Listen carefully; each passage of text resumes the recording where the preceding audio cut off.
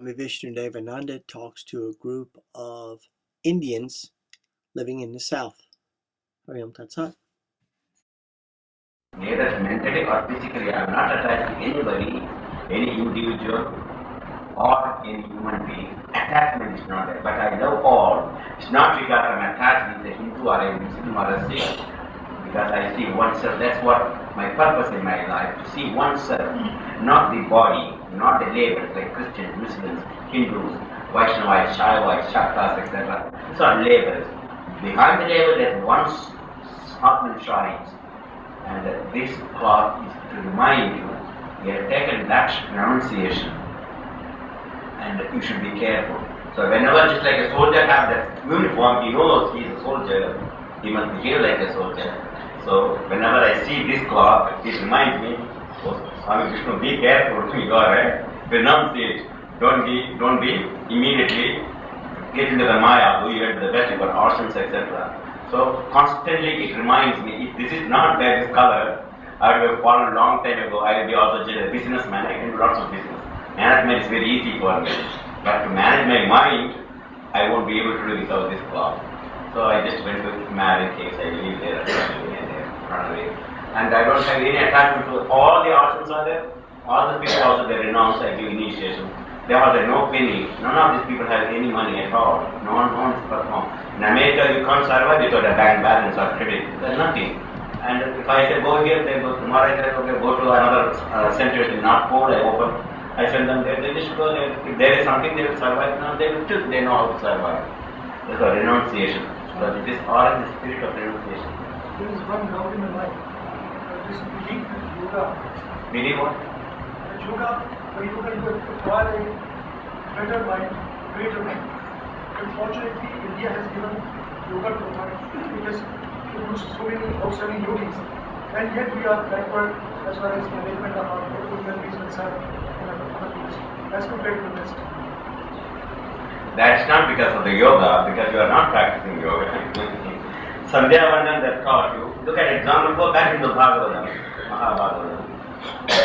That Rishi Kumar, you know the story of Parikshit, the king went to hunting in the forest, and thirsty he went to Muni Ashram, and he went to get some water, but the Muni was in meditation, and he did not realize the king was there. The king was very angry, and he put a dead serpent as a garland to insult him, and went away. When his son Vishkumar, with other Vishkumars, came and saw a dead serpent on his father's neck, he was angry. And this king, though he had got lots of power and money, he forgotten the value of renunciation of this great saint. His son, he took little water, he applied the greatest curse. Within 7 days, Taksha will bite you and you will die, and no one can save you. This is my order. That power of a 6-year-old child, Parikshit lost everything, he sat, and in fact it happened. What I am telling you is, those Rishi Kumar, they were from the very childhood, of course he did the wrong thing, his father admonished for but that's not it.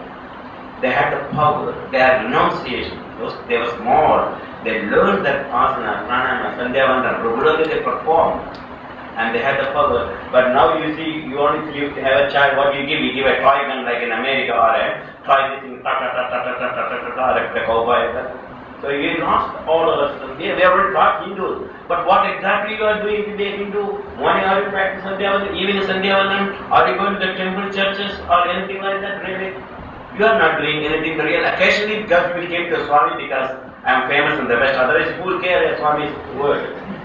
You came because Swami comes from the West, oh he's a flying Swami, he's got aeroplanes and this and that. Because of that name you came, it's not because what I know. That's all our secret of our life is this. I have two doubts.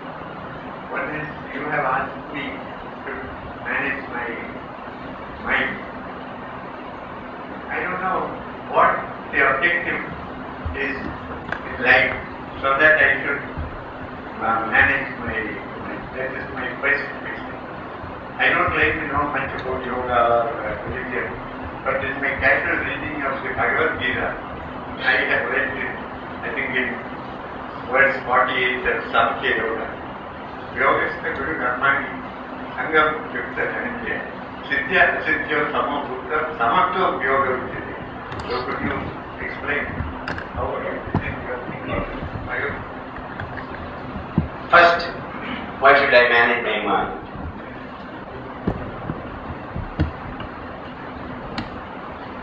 What exactly you all want in your life?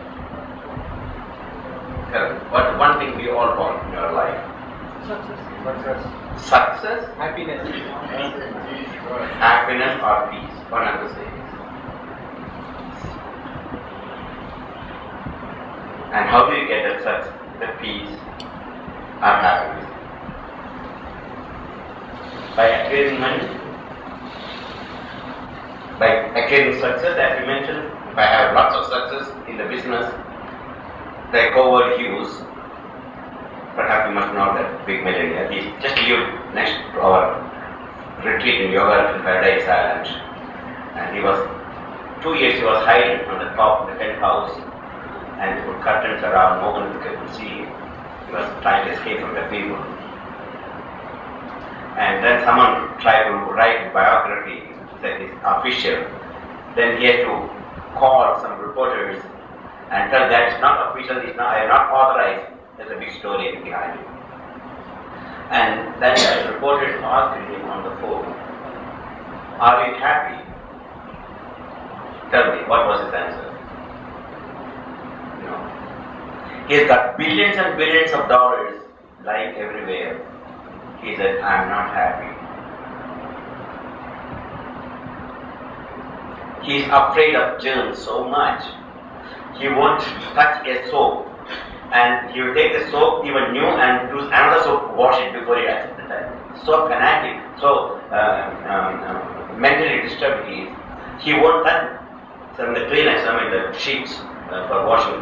He will take 10, 20 of them, then only 30th of them he will take. Such is afraid of the germs. Such a fear he lives, fear, germs everywhere. See, the mind has changed.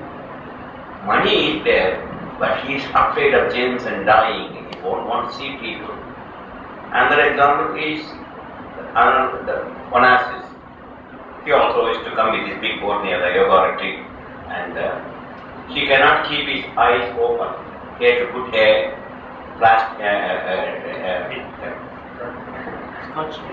something to keep his eyes open because of some disease.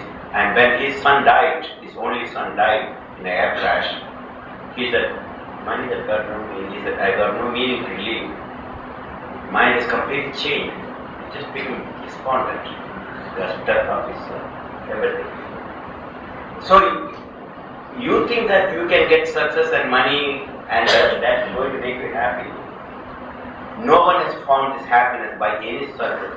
Look at again that Marcos, they have all the things that well, what happened to all of them? Where are they now? Look at Shaw again, Shaw of Iran. I was during the his coronation. I was at that time flying a twin engine Apache from America. I was flying to India. I came from Baghdad, long story, arrived from Tehran.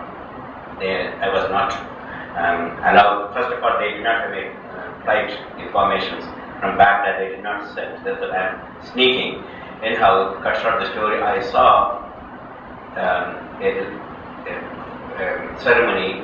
He paid $60 million to put a tent city of tents, according to all his invited guests, President of India, Emperor Selassie, every top officials, top people came and entertained them. And suddenly he lost his crown, his throne. Nobody wants to even give a home for him. And he was staying in Mexico, even Americans threw away.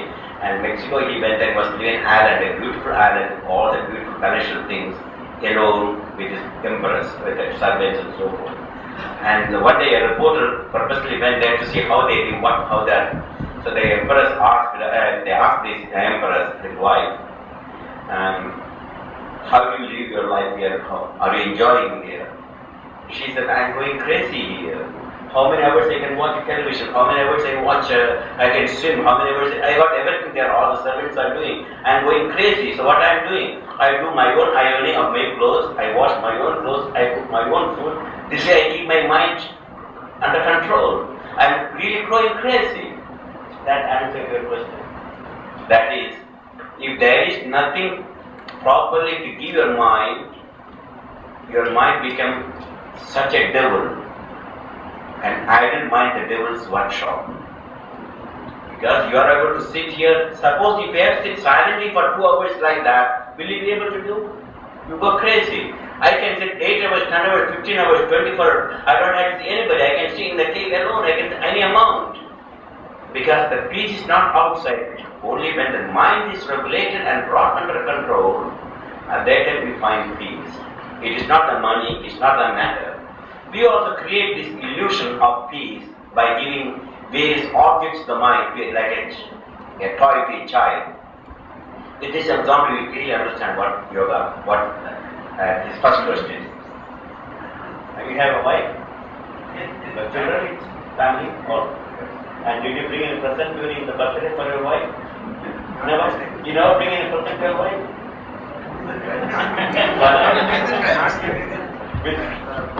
Okay, but in the beginning, when you first married, alright. Do you remember what present you brought to your wife? Do you remember the first time you brought present which she liked very much? Okay, someday. Okay, let us assume on that first anniversary of their marriage, he brought a beautiful diamond ring worth $20,000 and put it in a tiny box and put a nice this thing. I don't know what you say in America. They said, "Happy birthday, honey." He gave. He just opened it. A diamond shiny on her hand. Now, is she happy? Sure. You also will be happy. Now, this happiness is cause of what? What's the cause of the happiness? Now tell me, let me see how much you know. What's the cause of that happiness, of seeing the diamond? Feeling. That's true. Costliness. Costliness. That's true. Okay, let's put, because of feeling, costliness, everything, let's assume. Okay, the birthday is over, and naturally you don't put $20,000 diamond all the time. You put a special safety box. Safety boxes are there, locked it, and went to sleep. Next evening, he came back from the office. His wife was not happy, like yesterday, during the birthday when she got it. So what he did, he knew now how to make his wife happy. He opened the safety box, took the diamond ring. Be happy, honey. Is she happy now? The same husband, same feeling, the person did not change. Value not only said, "Oh, honey, value has gone to $1 million now because of inflation." That also will not make her happy.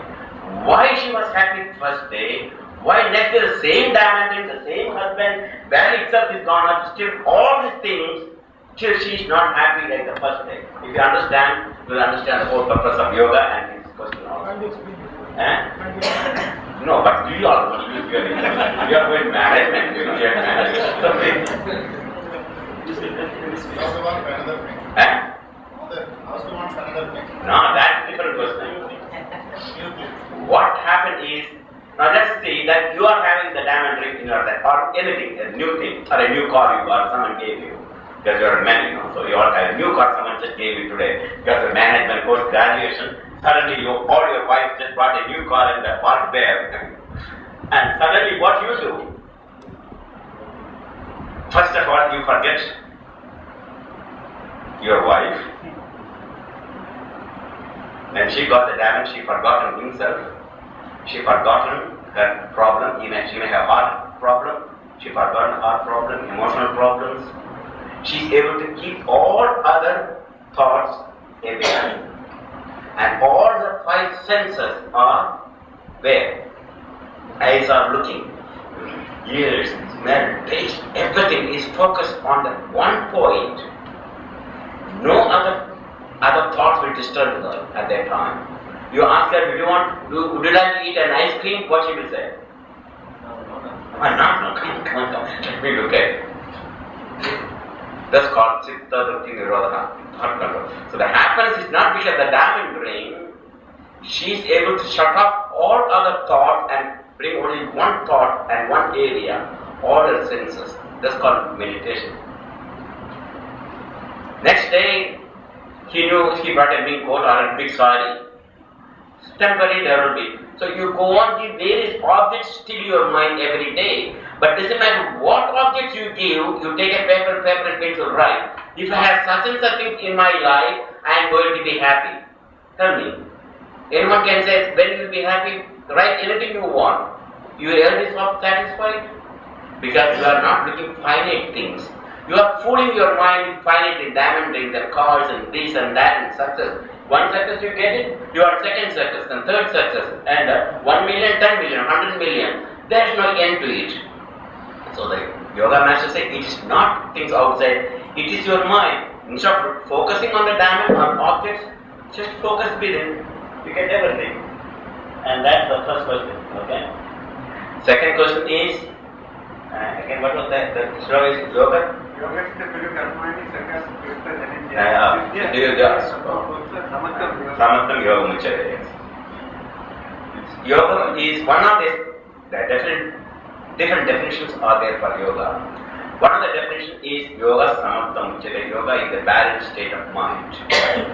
That's what happened here to the diamond ring. Because she had different types of afflictions, mental, physical. But when she was concentrating on the diamond ring, she did not feel any afflictions or pain, neither good or bad. Mind is still. So yoga samattam muchare means there are pairs of opposites, heat and cold, victory and defeat, gain and loss. This world is made up of duality. One day you are successful, but next day it's a failure. One day you gain, next day you lose. One day there is victory, next day there is defeat. One day people praise you, oh Swami Vishnu, great. Next day many people are there to criticize me too. It's not that everyone is going to praise anybody. Some people are there too. So there is censure and praise, victory and defeat. So Krishna said to Arjuna, the cause of the karma or the effect of the action is caused by attachment to action. If you win in this battle, you get the glory. But if there's no guarantee you are going to win this war, you may die also, then go to heaven, you can live there too. Both are the same. Victory and defeat, both are the same. That's called samattam. When you have that balanced mind, today people will praise me. Swami Mahadeva will sit next to me. Next day he is looking when he can just take my money and run away. I don't know what he has done. I got no guarantee to find out his mind tomorrow, you see. So, I accept, okay, that's all right. If he's working, it is all right. So, victory and defeat, at that time, a peace comes. The pendulum doesn't swing both ways. Like the pendulum, one way and then it goes up. If you are very happy, next day you are also going to be very unhappy. That's the law. You can't have happiness. You cannot sun all the time. It's just day, there's night. There's a strong day, there's also calm day. So this world is like that duality. So yogi knows this thing. There's no such thing as completely success all the time. If you are going to succeed, definitely you are going to fall down one day. Suppose you are climbing the Mount Everest, and once you reach the Mount Everest, what are you going to do? You have to come down. As long as you are climbing, you know, there's a height. But once you reach the height, you have to come down. There's no other way. Same thing in your life too. Life is not one-sided. That's called yoga samadhi, which is balanced state of mind. And that state of mind is not come merely by talking. That's when they're practicing regular all disciplines. At that time you will be able to. One day I was in the cave, I was almost frostbitten and gangrene set up. Next day after a few days I was staying in a 5-star hotel too. But the cave also the same for me. I can just go and stay in the cave without anything. The ice cold, I can go there at a cave. Next day if I want to stay in a 5-star hotel, what I see with the 4 walls, I haven't seen anything. I travel all the time. I have to stay in hotels because not for comfort and convenience, because I can just make a call or do some things what I want. And makes no difference. What I see is only the 4 walls. So it is in your mind, good and bad, heat and cold, etc. That's what some of them do. Tamil literature, there is one sacred book called Tirumandram. It was written by a Tamil rishi. His name was Tirumulan. So there he talks about this pranayama, Jnanam Mentingal Vilangum Pudarinam. Like that for the throughout man's life, how this prana is moving from the right to the left and from the left to the right. And he almost, I myself have experienced that early morning, the breath, even after say 27th July, what will be the breath, he is telling very clearly. So I just want to know whether such things happen or whether any research has been done. Secondly, the same saying says that according to the pranayama techniques or whatever it is, one can get even a child of his own choice, whether a child of his own choice, a boy or a girl, he can get, he says. But I do not know this aspect, whether any research has been done on this. Well, now we can get any girl or boy very easily, because they can easily do the more modern scientific terms. They can first diagnose and just get certain hormones, etc. There are many ways. They can just, if you want a girl, they can give you a girl, but a boy, they can give you a boy. You want a blonde hair, they can blonde hair, or a blue nose, they can blue nose and blue eyes. Every type of color, etc. Banks are there now. They can change what do you call the genetic changes. It's a big science, far beyond your imagination. They have done so much, but look at, they can just stereotype rat. For example, take a rat, exact same white rat, that same size, like a duplicate, they can make it hundreds. So also they can duplicate anything now, that's no problem. So don't worry about that. But anyhow, your question is where there is a science called Swara Yoga. In the Swara Yogis, they watch the flow of the breath and they will not perform anything until they know the breath is in the right nostril. But as soon as they get up, they know which leg they have to put outside the bed. They will watch the breath. And then when on certain time they will go to bathroom and wash their feet, eat the food. It is so, I don't want to go into that. It is right there called Swara Yoga. If you read the Swara Yoga, you will understand more about it. And I am not a Swara Yogi, that's not my line. For me it's not very important, because I am more an Advaita Vedanta. For Aham Brahmasmi, all other things are just illusion for me. Brahma Satyam Jagan Mithya Jivo Pranayva Navara, that's all for us. So they are not a Swara Yogi, but I practice little Swara Yoga, Hatha Yoga, I know this technique. Yes, you can change your mind, your breath by thinking, willing, even by lying. Many positions are there, you can change, many asanas will change the position. It's all the facts true. Just read Swara Yoga, you can find it, to understand. Swami, people say that you can leave your physical body, take your oneself outside, go. Same Tirumular says that he himself enters into a body of a Astral travel. Astral travel. Is it possible and how is that? Can you explain? See, you don't have to go even to Tirumala, just take the modern research done. And let us take the example of a patient on a major open heart surgery brought to the hospital and wheeled to the operation theatre. And doctors are immaculately dressed in white, cover their faces, and naturally they are going to perform open heart surgery. Naturally they cannot open the heart without giving general anesthesia, is it not? Is it true or not? So they have to general anesthesia. What is the purpose of general anesthesia? What is the purpose? Pardon? You don't feel the pain, that's all? Okay, can you see? The patient can see at that time? Can he hear? No. Even the relatives are that he won't have any emotion also. So, that general anesthesia keeps all things off, is it not? The patient can't hear, is it not? See, now you are wrong. All. The patient was being, and for general anesthesia, patient was lying in unconscious state, and operations were performed, successful, and put back all the things and stitches, etc., bandaged, and the patient came to conscious level. Then he started talking to the doctor. What did he say? Doctor, I saw all your operation. Okay, boss. You are dead here almost. I saw all your operation. How did you see? What did you see? First of all, I flew up to the ceiling and I was watching from the ceiling all the things you are performing. I saw all the instruments he used. This person never seen any of this instrument. He got detailed explanation about every instrument he used and every conversation he made with the nurses and other doctors. A detailed explanation. And even sometimes they made the mistake. He also said, you made a mistake, you put certain instruments in my body, please take it out. You said the patient is unconscious, the patient is not able to see. It's not only one case, hundreds of cases now revealed. They are patients out of body consciousness and they say they all flew up. Perhaps many of you must have heard Dr. Moody in America. He's the first doctor to investigate near-death experiences. You know what near-death experiences? People die of cardiac arrest, drowning and many other accidents. They bring to the hospital, they resuscitate the person.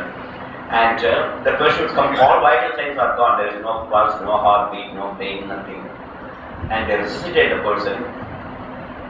And before they resuscitate, the patient said, always try to talk to the doctor. Doctor, don't bring me back. I'm okay here. I'm just alive. I'm very happy here. Why do you want to bring me back?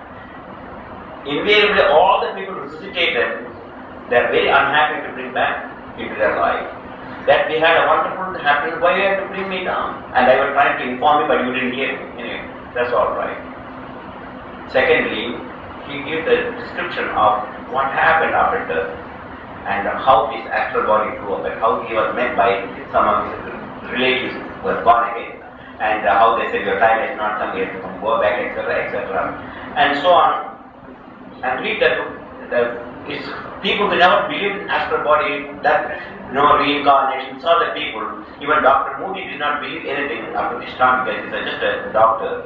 After hearing the stories from patients, they started investigating. Because before a heart attack patient is dead because there's no one to resuscitate, there's no such mechanism. Now America, mostly 70% of the patients who are dead, they are able to bring back to life again because of the modern technique. But India, ask anybody who brought back to life, they are unhappy because they find better things, etc. So then many other doctors, another great cardiologist in Florida, she started investigating after Dr. Moody. He's a heart cardiologist and many patients come to die in his hospital. He resuscitated. So they investigated many cases. They're all talking about astral body, including the Florida. So if you have many general anesthesia conditions, before people won't talk, they can hallucination.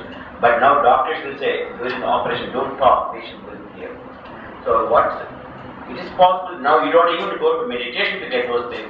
Even many drugs are there, which you can separate astral body and the physical body. That's what happened during the operation, when chloroform or general anesthesia is given. You separate astral body and the physical body. The pain is not in the physical body, it's the vegetable. The pain, all the mind, senses, all in the astral body. But we're connected by a cord, astral cord, and that cord is there. As long as the cord is there, the body, you can bring back consciousness. When the astral body, the cord is cut off, then no more you can revive the person. Again, there's sometimes many people can revive, but you cannot revive their consciousness. Just like one girl called Finley, you know what's her name? Finley. She took some alcohol and some kind of drugs together, and she just went into a coma and almost dead. And she was in respirator for 6-7 years.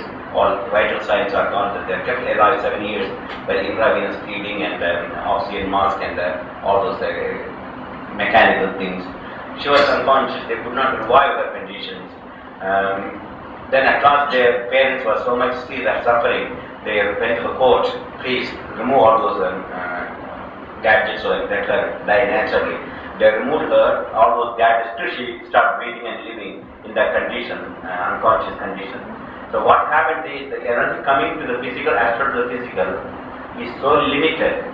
You can only just in a car, you can only turn a little bit light or a little bit radio, but it doesn't have enough energy to start the whole operation of the car. So energy is so little from the astral to the physical. It's called semi-conscious or unconscious or coma in this state. There's another one also there. What's the name? one Buddha, a German lady, rich lady, her husband gave extra insulin shot, and she had insulin shock, and she's in a coma. She died. She's alive. About 10 to 11, she's in the coma, and they will not be able to revive. They know that they cannot revive. She will just lie there like a vegetable for 4 to 15 years. These are the people that breathe, heart may be functional, but the inner prana is not there to operate higher centers, higher scientific action, will, etc. Long subject, I don't want to go, but what I'm talking to you, astral body and the physical body can be separated. Explaining about because I leaving the West doesn't mean I went for peace mission for Israelis and Arabs are fighting. I flew over Israelis are able to shoot me down. I don't care. I flew over Berlin Wall, which no one can ever fly over that. And there are anti-aircraft guns, not only that, the infrared gun automatically will shoot even as flies over, the infrared guns are there to shoot down. I flew over that, and I went into Pakistan just before 1-3 days. I bombarded Lahore with flowers and leaflets. Yesterday here I bombarded with leaflets and flowers, or the same leaflets we flew over to Baghdad. The purpose is, I saw a vision several years ago. Wall of fire is pushing people in all directions. There is no boundaries and borders. I asked this question in my vision, it's a very terrifying vision. What is the purpose? Humanity has got no place to escape from this coming danger. So I asked, what shall I do? Just inform the humanity, break the boundaries, both national boundaries and mental boundaries, emotional boundaries. I'm a Sikh, I'm a Catholic, I'm a Protestant, So I went Belfast, between Catholics and Protestants, they are fighting. I was there with Peter Sellers, I bombarded the flowers, chanting, Jesus Krishna is thy name, or Catholic area and Protestant area. I saw suffering everywhere. It's not because I'm a Hindu, I'm only working for the Hindus. For me, there's no Hindu dharma. Hindu is originally called dharma. Anyone who practices dharma will say the dharma, truth, ahimsa, non-violence. This is not for Hindus alone. It's for Christians, Muslims, truthfulness, ahimsa, all there. I am a Swami, I got no home. I went to the West because these people are not from the West. Last life they are born from the India, they're reincarnated in those areas. They are more Hindus than you are all. They stand more. Many people know Purushottam, Sri Suktam. They did not even learn. So I went to the West because all the people are born and they pulled me there. But not only West, East also. I went to communist countries. I went to South America, North America, Israel, Egypt. I was in Bethlehem, and almost every country I visited. So I got no particular place. Okay. So I came here also because India also is my birthplace, Kerala, and India especially. And I love. Still, I got my mother and my relatives here. Of course, I don't believe that emotional attachment is not there, but still, spiritually I am attached to India. Birthplace you can't change. Blood I can't change it.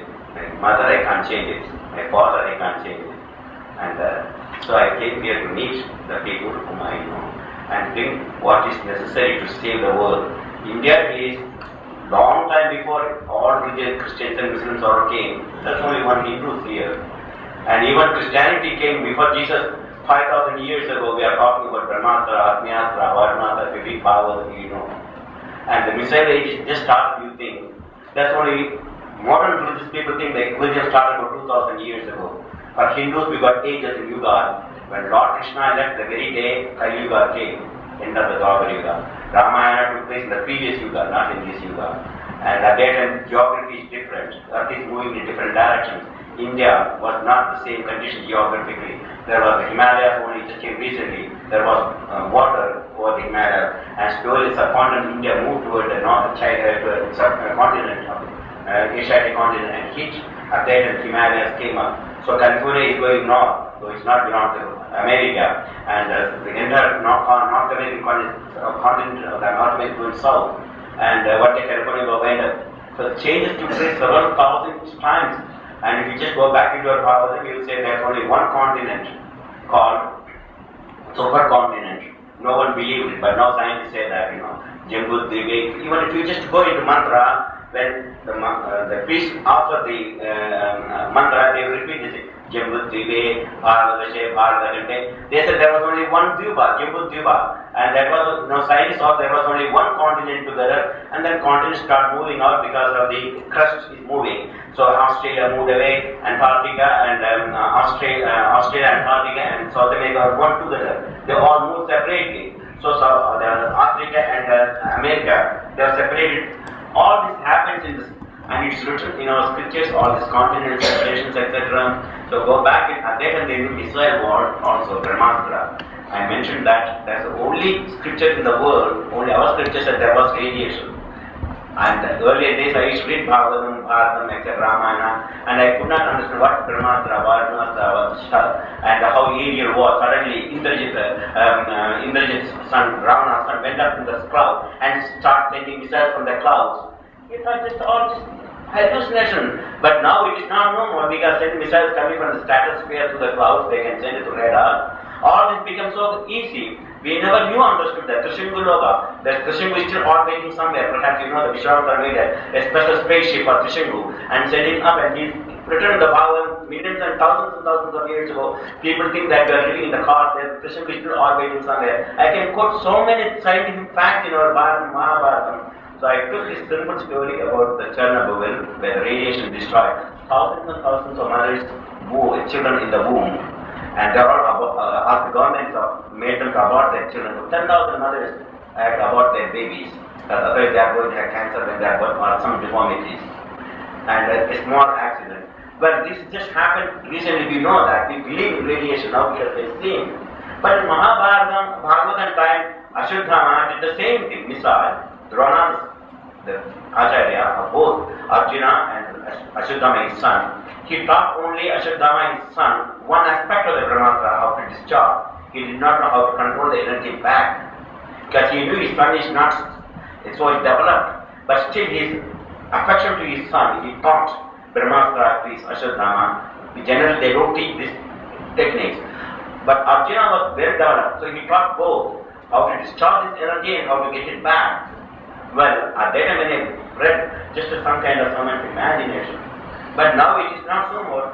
American missiles and Russian missiles, intercontinental, in 20 minutes they can cross the Atlantic Ocean and reach America. Within 9 feet of the ground, Russian missiles off, American satellites can see, immediately they want all the defense mechanism, and immediately the other their rockets move up, and both will be neutralized in the atmosphere. This is what Krishna said to Arjuna. Ashuddhama sent that last resort because he destroyed, he killed, slaughtered all Draupadi's children. And Ashuddhama brought all dead children to Duryodhana to please him. Duryodhana was the discussion, but Draupadi was in the most agonizing pain. Arjuna comforted her. By sunset, I will bring Ashuddhama's head before you. And Ashuddhama heard Arjuna is after him. Nowhere he can run. He started running, escaping from Arjuna. But Krishna was driving the chariot. At last, ultimate weapon he used. His father said, never use this weapon, but he used the ultimate Brahmastra. That's like multi-megatron hydrogen bomb, but only thing is they use a different type of energy called mantra energy, sound energy. We do not know how they use. Descriptions are there about how the sound energy can be used. Applied the Brahmastra, and that was destroying him to everything on his path. Arjuna asked, oh Lord, what is this happening? And Krishna said, this Brahmastra is charged by Ashuddhama as a last resort. Arjuna, there is no counter weapon for this, just like the missiles coming from Russia. Only you have to neutralize the Brahmastra alone, you can neutralize the energy. I am talking the exact word. You can neutralize Brahmastra energy by Brahmastra. It's scientific fact now. It is written thousands of years ago. And that's what exactly. And Arjuna told out, you know how to neutralize the energy by Brahmastra, and afterwards you must withdraw that. You also know the technique. He doesn't know how to use that technique. And so we draw and put back energy in its original state. Because we know how to break these atoms into energy. E equal to mc square. If I use that particular formula, I can make this mass into energy and destroy the whole. But no scientists know how to put that back into the original state. And that Arjuna even knew that, how to make that energy back into original state and calm it. That's called Chanda, we call it. Simple language. The poets use their language, not scientific language they use. But go back into the Mahabharata, Ramayana. This missile was took place. Nagastra, Brahmastra, Agnyastra. And Nagastra was used, it's called poisonous weapon. This name is the Nagastra, poisonous weapon. And then Anjaneya brought a special Sanjeevani to neutralize the effects. We all know the story of it. So everything is scientific, but only thing is we do not know how it happened. Several thousands of years ago, someone wrote and then someone kept the record and just revealed to us.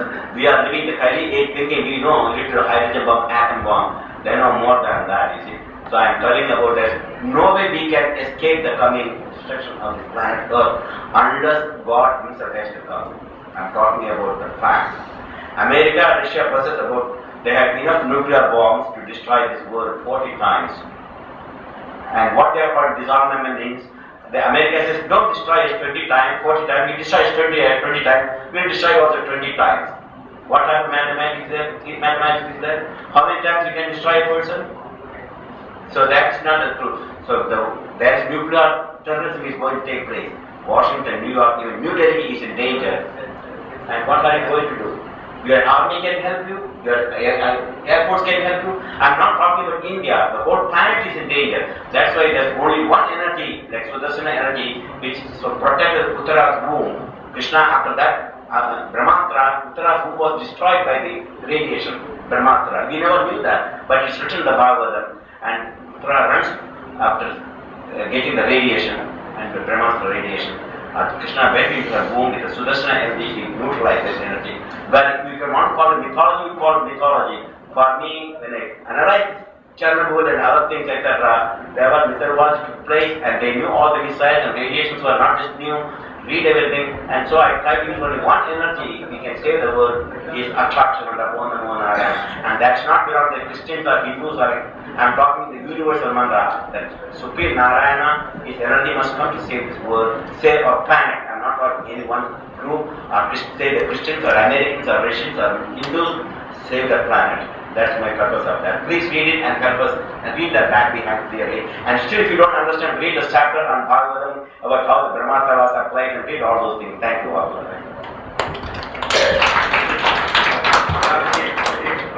There is one of our fellows of the institute who wants to put a question. That may be the last. Okay.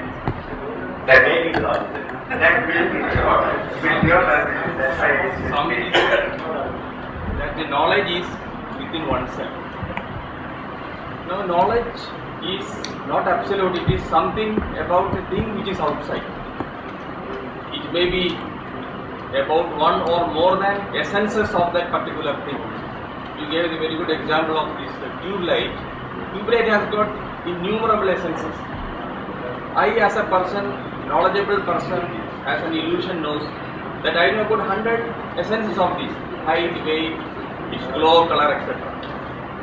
But a person like Swamiji will add something more to it. But that is not the end of it. That means the real knowledge is endless. The real knowledge? Knowledge is endless. Yeah. In terms of my knowledge. And without a guru, it is not possible for me to know about the Bhagavad. Say, Buddhartha, Vinyartha, Vakyartha, different arthas we call it as. A guru is absolutely necessary for that. That is why most probably different gurus have come like Acharyas like Advaita, Vishishtadvaita, so many other representations and interpretations of I would request you to come to the point. It's over. The question is over. So it is necessary that a guru from outside is necessary. Knowledge is not possible. I have got the essence. I have got the truth to absorb it, but that is not the knowledge itself.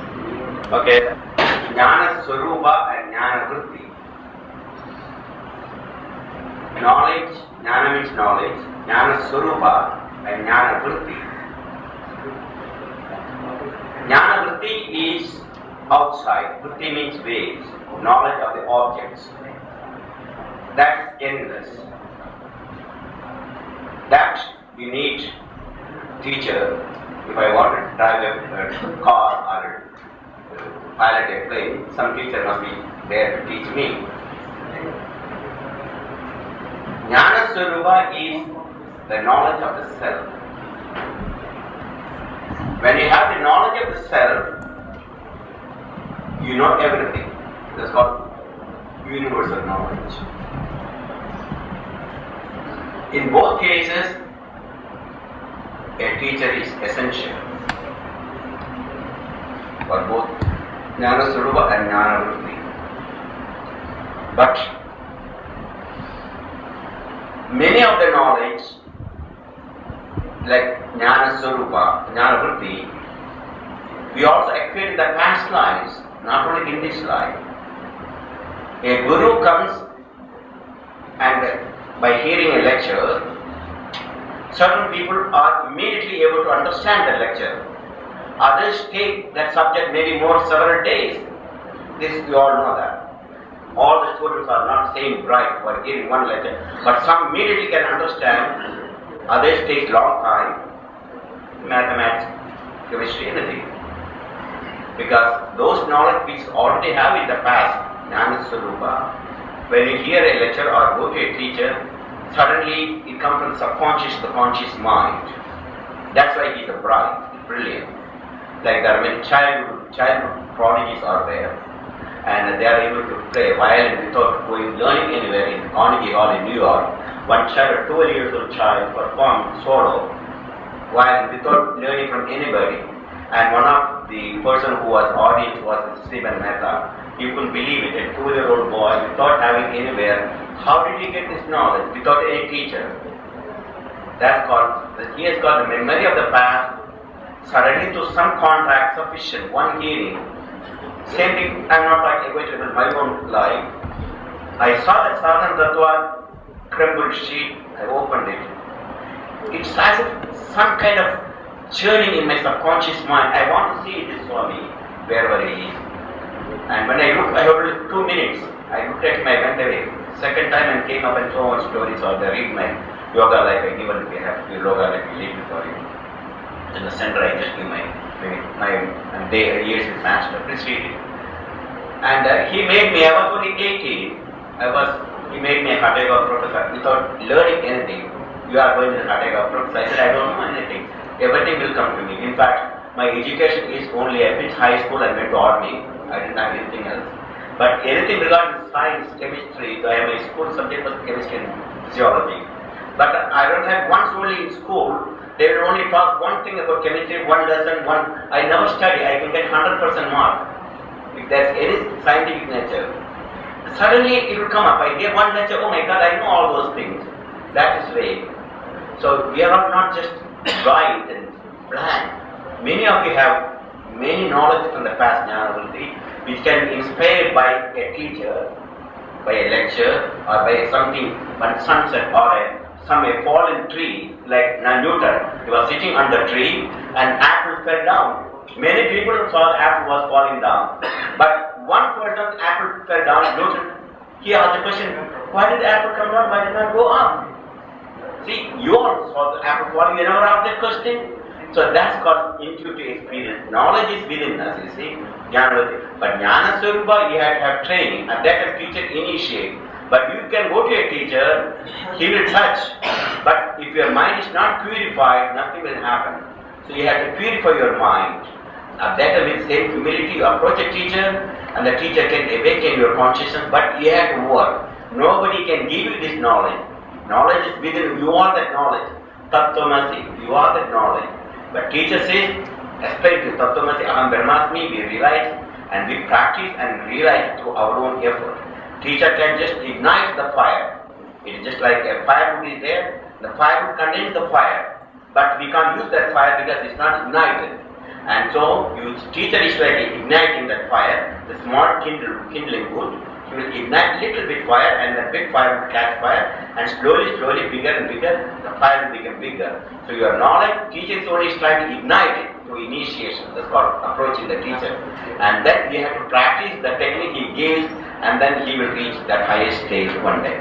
And that's not in one life. Bahunam Janmanamante Jnanavan Pradhattade. Vasudeva Sarvati from Hatma Sudurlava. Bahunam Janman, infinite number of Janma you take, and each incarnation you go on develop this. And one Janma you see Sarvam Vasudeva Vidhi. Everything is Vasudeva, everything is Krishna. There is nothing but one Brahman everywhere. There is no Catholic, no Protestant, no Hindus, no Russians, no Americans, no big, no small, no farmer, no peasant. You are one. Tattvamasi Aham Brahmasmi. Soham, Soham, Soham. I am He. You are one. May God bless you all. Thank you all for inviting me. I request Mr. Tariq to propose a word of thanks.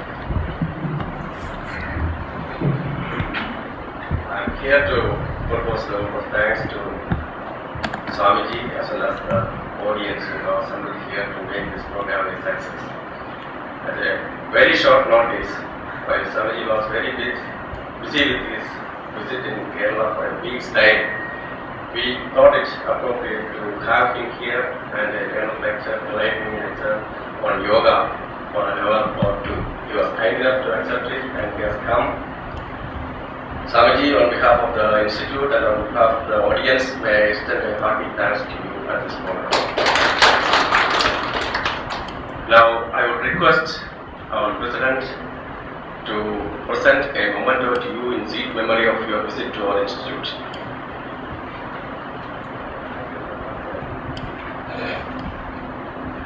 Light the lamp in your heart. Secondly, we are pleased to see learned audience to hear Swamiji for a duration of 2 hours here, patiently hearing, involving in discussions and asking so many questions. Certainly, we are very grateful to you. May I extend my hearty thanks to you also.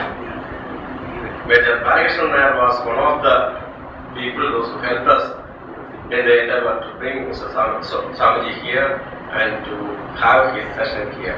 I am deeply thankful to